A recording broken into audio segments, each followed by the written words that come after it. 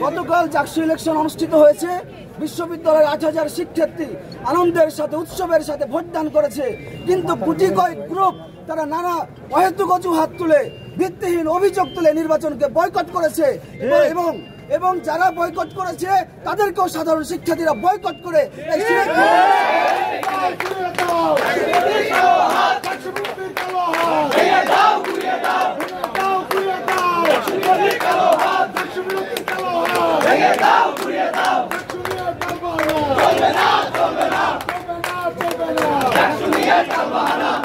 একটি গোষ্ঠী যারা হেরে যাবে মনে করছে, তারা তাদের এই ষড়যন্ত্র প্রতিফলিত করার জন্য এবং জাকসুর ফলাফল আটকে দেওয়ার জন্য তারা বিভিন্নভাবে প্রশাসনকে প্রভাবিত করছে।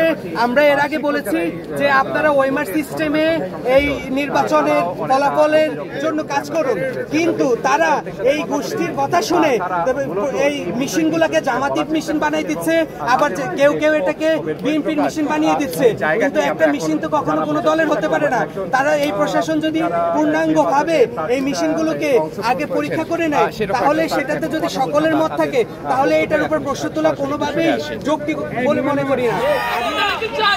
জাহাঙ্গীরনগর বিশ্ববিদ্যালয়ের শিক্ষার্থীরা সর্বদা এক ছিল, আছে এবং ষড়যন্ত্রের বিরুদ্ধে সবসময় তারা এক হয়ে দাঁড়াবে। প্রতিপক্ষ হিসেবে যে কেউ আসুক না কেন, জাহাঙ্গীরনগর বিশ্ববিদ্যালয়ের শিক্ষার্থীরা কোনো ধরনের ভয় পায় না।